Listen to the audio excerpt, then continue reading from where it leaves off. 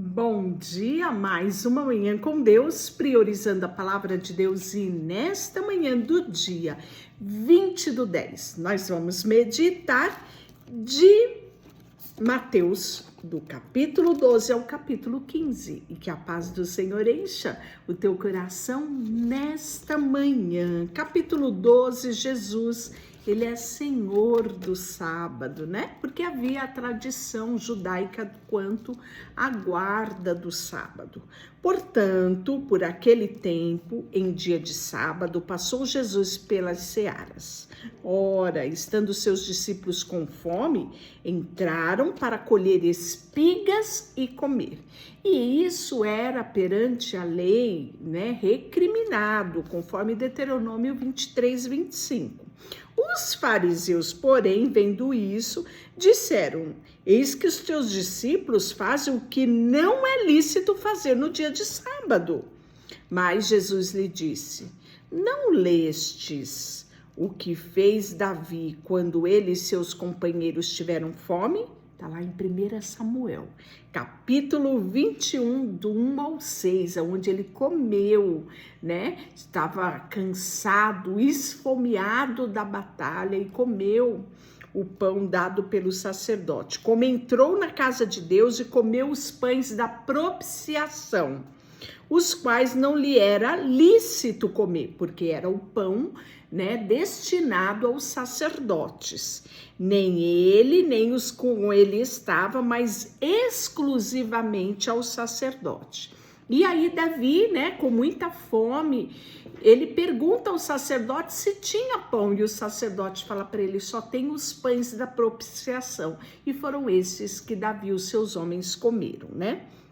Então Jesus faz menção a esse episódio que era determinantemente proibido, segundo Levítico 24:9. Ou não lestes na lei aos sábados, os sacerdotes no templo violam os sábados e ficam sem culpa? Pois eu vos digo, aqui está quem é maior que o templo. Mas se vós soubesses o que significa misericórdia quero e não holocausto, não terias condenado o inocente. Porque o Filho do Homem é Senhor do sábado. E aí, tendo Jesus partido dali, ele vai entrar na sinagoga. Observe que estamos num sábado. Achando ali um homem que tinha uma mão ressequida, e ele então, com o intuito de acusá-lo, perguntou a Jesus: é lícito curar no sábado? Ao que ele respondeu: qual dentre vós será o homem que, tendo uma ovelha, e num sábado ela cair numa cova, fará todo o esforço para tirá-la dali? Ora, quanto mais vale um homem do que uma ovelha. Logo é lícito nos sábados fazer o bem. Então disse ao homem: estenda a mão. E estendendo-a, ele ficou sã como a outra. Retirando-se, porém, os fariseus conspiraram contra ele, porque intentavam lhe tirar a vida. Jesus, né, vai se retirar daquele ambiente, ele vai ver toda essa conspiração, né? Mas Jesus, sabendo disso, afastou-se dali. Muitos o seguiam e todos ele curou. Advertindo-lhe, porém, que o não expusesse à publicidade, para se cumprir o que foi dito pelo profeta Isaías: eis aqui o meu servo que escolhi, meu amado, em quem minha alma se compraz. Farei repousar sobre ele o Espírito, e ele anunciará o juízo aos gentios. Não contenderás, não gritarás, nem alguém ouvirá nas praças sua voz. Não esmagará a cana quebrada, nem apagará a torcida que fumega, até que se faça vencer o juízo, e no seu nome separarão os gentios. Profecia declarada em Isaías capítulo 42, versículo de 1 a 4. E aí nós vamos ver que, diante disso, né, lhe trouxeram um endemoniado, cego e mudo. E ele curou, passando mudo a falar e ver. E toda a multidão se admirava e dizia: é este porventura o filho de Davi? Mas os fariseus, ouvindo isso, murmuravam: este não expele demônios, senão pelo próprio Beelzebul, maioral dos demônios. Jesus, porém, conhecendo os pensamentos dele, disse: todo reino dividido contra si mesmo ficará deserto, e toda cidade ou casa dividida contra si não subsistirá. Se Satanás, Satanás dividido contra si mesmo, como, pois, subsistirá o seu reino? Se eu expulso demônios por Beelzebul, por que os expulsam os vossos filhos? Por isso, eles mesmos serão os vossos juízes. Se, porém, eu expulso demônios pelo Espírito de Deus, certamente é chegado o reino de Deus sobre vós, né? E aí ele vai falar sobre a árvore e os seus frutos. Ou fazei a árvore boa e o seu fruto bom, ou a árvore mau e o seu fruto mau, porque aquele fruto se conhece, pelo fruto se conhece a árvore. Raça de víbora, como podeis falar coisas boas sendo vós maus? Porque a boca fala o que está cheio o coração. Ele vai repetir isso lá em Mateus 15. O homem bom tira do tesouro bom coisas boas, mas o homem mau do mau tesouro tira coisas más. Digo-vos, de toda a palavra frívola que proferiram os homens, dela sairão e darão conta no dia do juízo, porque pelas tuas palavras serás justificado e pela tua palavra será condenado, né? E aí nós vamos ver que eles vão pedir a Deus um sinal. Olha só. Então, alguns escribas e fariseus replicaram: mestre, queremos ver da tua parte algum sinal. Ele, porém, respondeu: uma geração má e adúltera, em outra versão fala, esta geração perversa, me pede um sinal, mas nenhum sinal lhe será dado, senão a do profeta Jonas.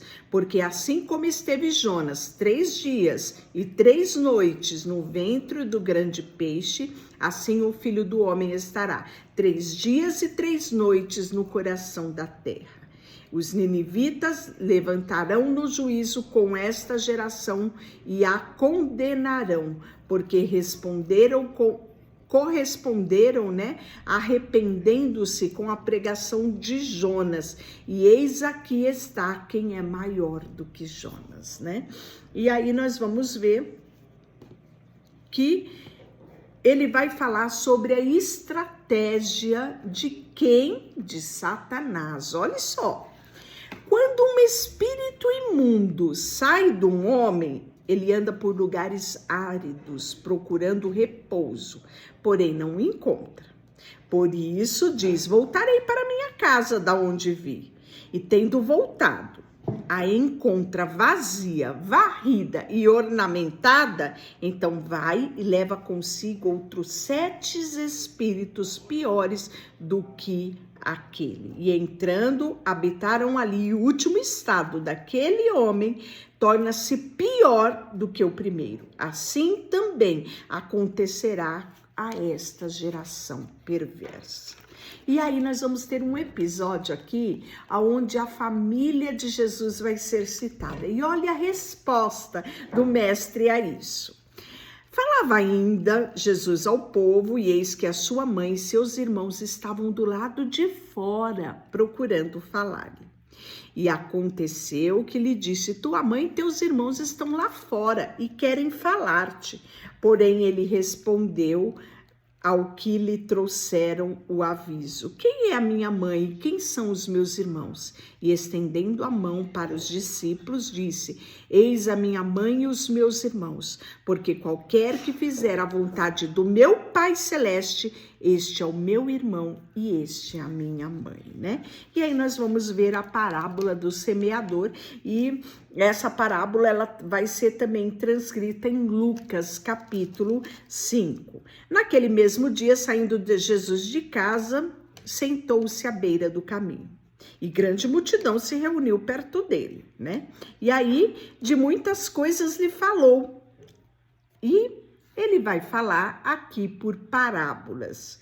Eis que um semeador saiu a semear, e ao semear, uma parte dessas sementes caiu à beira do caminho.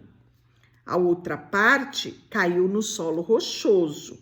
Aqui caiu na beira do caminho, o texto fala que as aves a comeram. Aqui caiu em terreno rochoso, a terra era pouca. E logo que nasceu, visto não ser profunda as suas raízes, não sendo capaz de aprofundar, também morreu. Saindo, porém, o sol vai queimar, e porque não tinha raízes, essa vai secar. Outra caiu entre os espinhos, e os espinhos cresceram e o sufocaram. Outra, enfim, caiu em terra boa. Deu fruto a 100, 60 e a 30 por 1. E quem tem ouvidos para ouvir, ouça. E aí nós vamos ver a explicação desta parábola, né? Olha que interessante. Então os discípulos se aproximam de Jesus, que estavam ali, né? Onde Jesus ensinava, e perguntou para o mestre, por que falas por parábolas, né? Eles estavam querendo saber, ter discernimento. E aí Jesus fala, porque a vós outros é dado conhecer os mistérios do reino dos céus, mas aqueles que lhe é isto concedido. E aí nós vamos ver porque aquele que não lhe é isso concedido, pois os que tens lhe será, dará, né? E terá em abundância, mas o que não tem, até o que tem lhe será tirado. E essa palavra, ela vai ser compartilhada não só em Mateus, mas em Marcos e Lucas também, né? E aí Jesus vai explicar para eles. Atentai, sois, pois, a parábola do semeador. Todo aquele que ouve a palavra do reino e não a compreende, vem o maligno e arrebata o que lhe foi semeado no coração. Este é o que foi semeado à beira do caminho. O outro que foi semeado no solo rochoso é aquele que ouve a palavra, recebe com alegria, mas não tem raiz em si mesmo, sendo antes de pouca duração, né? Os chamados fogo de palha. E chegando a angústia, perseguição, né? Por causa da palavra, logo se escandalizam. O que foi semeado entre os espinhos é aquele que ouve a palavra, porém os cuidados do mundo, a fascinação, as riquezas, sufoca a palavra e essa se torna infrutífera. Mas o que foi semeado em boa terra é o que ouve a palavra, compreende e esta frutifica e produz 100, 60 e 30 por 1. Que coisa mais linda, né? Logo em seguida, nós vamos ver uma sequência de parábolas. A parábola do joio, né? Que ele fala que o reino dos céus ele é semelhante a um homem que semeou a boa semente no campo. Mas enquanto esse homem dormia, veio o inimigo dele e semeou o joio no meio do trigo e se retirou. E quando a erva cresceu, produziu frutos e pareceu também o joio. Então, somente depois de crescido, né, demorou ali um longo tempo para se perceber o que era trigo e o que era joio, né? E aí ele fala, então, vindo os servos do dono da casa, disseram, Senhor, não semeaste boa semente no teu campo? Da onde vem este joio? Ele, porém, respondeu, um inimigo fez isso. Mas os servos lhe perguntaram, queres que vamos e arrancamos o joio? Ele, não, replicou ele, para que ao separar o joio não arranque também com ele o trigo. Deixai crescer juntos os dois até a colheita. E no tempo da colheita direi aos ceifeiros, ajuntai primeiro o joio e atai no feixe para ser queimado, mas o trigo recolha para o meu celeiro.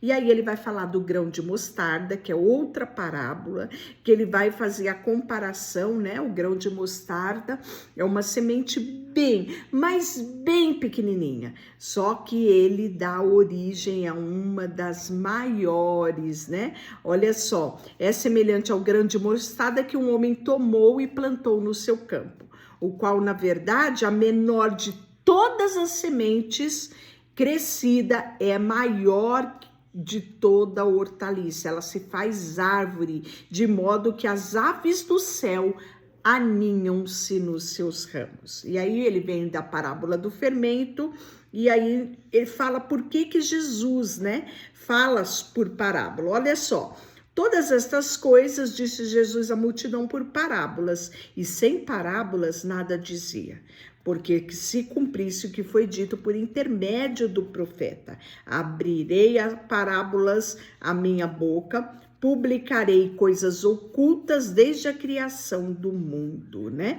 Está lá em Salmo 78, 2. E aí nós vamos ver a explicação da parábola do joio, vai ter a parábola do tesouro escondido, né? Que ele fala que o reino dos céus é semelhante a um tesouro oculto no campo, o qual certo homem, tendo achado, o escondeu.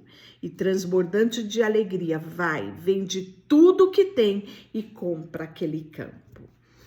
E aí vem a parábola da pérola. Ele vai falar também da parábola da rede e das coisas novas e das coisas velhas, né?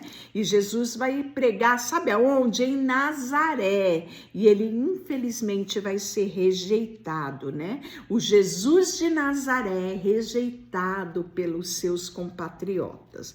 No capítulo 14, nós vamos ter a morte de João Batista. E a morte do João Batista, né, foi muito trágica. Olha só, por aquele tempo ouviu o tetrarca Herodes a fama de Jesus e disse-lhe, né, que os servia: este é João Batista, ele ressuscitou dos mortos e por isso opera forças miraculosas, porque Herodes havia prendido e atado a João e o metera em cárcere por causa de Herodias, mulher de Filipe, seu irmão. Pois João lhe dizia: não é lícito você possuir a irmã do seu irmão, a esposa do seu irmão, ou seja, sua cunhada. Então, por apontar o erro de Herodes, né? Herodias ficou furiosa com João Batista. E tendo chegado o dia natalício de Herodes, ou seja, o dia do seu aniversário, nós podemos ver que dançou a filha de Herodias diante de todos, né? A bela moça, em homenagem, né, a Herodes. E isso agradou muito a Herodes. E aí, então, ele promete por juramento dar a ela aquilo que ela pedisse. E aí ela vai, instigada pela mãe, ela disse que ela queria num prato a cabeça nada mais, nada menos do que de João Batista, né?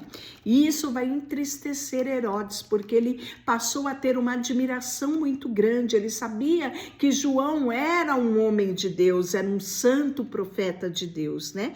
Mas ele tinha dado a palavra e logo João foi decapitado no cárcere, né? E foi levado a cabeça dele para a jovem, né? E essa deu à mãe. E aí nós vamos ver que eles pegaram, os discípulos de João Batista, pegaram, né, o corpo de João Batista e o sepultaram e mandaram avisar a Jesus o que tinha acontecido. No capítulo 14, nós vamos ter ainda a primeira multiplicação dos pães e peixes, né? Desembarcando, viu Jesus uma grande multidão e vai se compadecer, né? Então ele cura os enfermos. Ao cair da tarde, né, os discípulos falam para Jesus: Jesus, o lugar é deserto, e só daqui a 1 hora que você vai encontrar algum tipo de cidade, né? Despede, pois, essa multidão para que indo pelas aldeias elas comprem o que comer. Jesus, porém, lhe disse: não precisa retirar-se, dai-lhe vós mesmo de comer. Mas eles responderam: não temos aqui senão 5 pães e 2 peixes. Então Jesus disse: traga-me. E tendo mandado a multidão se assentasse sobre a relva, tomando 5 pães e 2 peixes, erguendo aos céus, o abençoou, depois tendo partido, deu aos seus discípulos, e esses logo deu à multidão, e todos comeram, se fartaram, e ainda sobrou né? Tudo que eles recolheram, 12 cestos cheios de pães e peixe.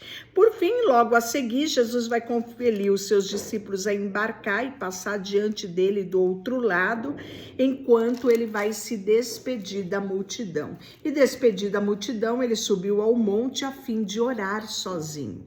Caindo a tarde, lá estava ele só. Entretanto, o barco já estava longe, a muitos estádios da terra. E esse barco era açoitado pelas ondas, porque o vento era contrário. E aí, na 4ª vigília da noite, foi Jesus ter com eles andando sobre o mar.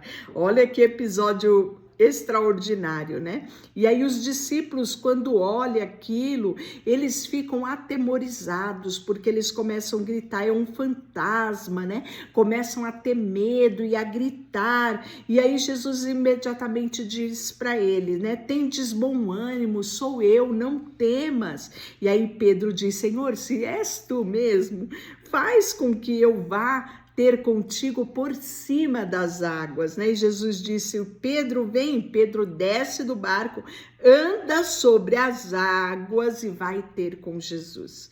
Só que aí ele percebe quão furioso estava a força dos ventos, a água, né, agitada, e ele começa a afundar e ele grita, salva-me, Senhor, e prontamente Jesus estende-lhe a mão, tomando-lhe disse, homem de pequena fé, por que duvidaste? Nossa, né, você tá vendo aqui?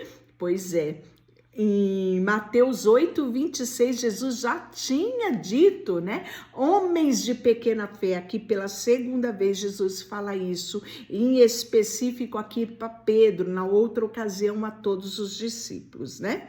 E aí nós vamos ver a mulher cananeia, que é a mulher de Tiro-Sidom, né? Era uma cidade onde havia muito culto à feitiçaria, e ela vai encontrar com Jesus e ela grita, né? Ela clama por Jesus, porque a filha dela estava horrivelmente endemoniada, né? E aí Jesus olha para ela e diz para ela que não iria, né? Que ele tinha sido enviado às ovelhas da casa de Israel, né? E que ele não podia pegar, né, a comida dos filhos e lançá-los aos cachorrinhos, né? E nós podemos ver que ela adorou ao Senhor, mesmo Jesus falando dessa forma com ela o adora e ela diz, Senhor, porém os cachorrinhos comem das migalhas que caem da mesa do seu Senhor. Então lhe disse Jesus, ó mulher, grande é a tua fé, faça contigo como queres. E desde aquele momento a sua filha ficou sã. Que coisa maravilhosa, né? E aí nós vamos ter ainda no capítulo 15 a segunda multiplicação, né? De pães, que está no versículo 32.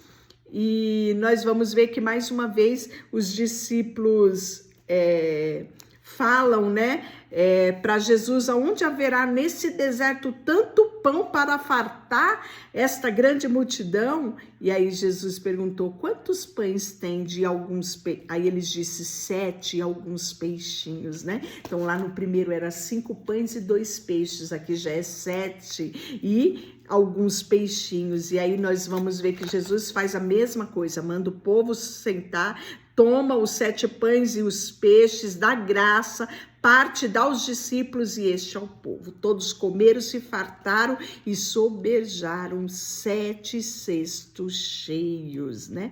E fala que os que comeram era 4.000 homens, além das mulheres e crianças. Deixa eu orar por você, Senhor, nesta manhã. Colocamos diante de Ti o nosso coração, a nossa vida, tudo que temos e tudo que somos, em nome de Jesus. Amém. Deus te abençoe.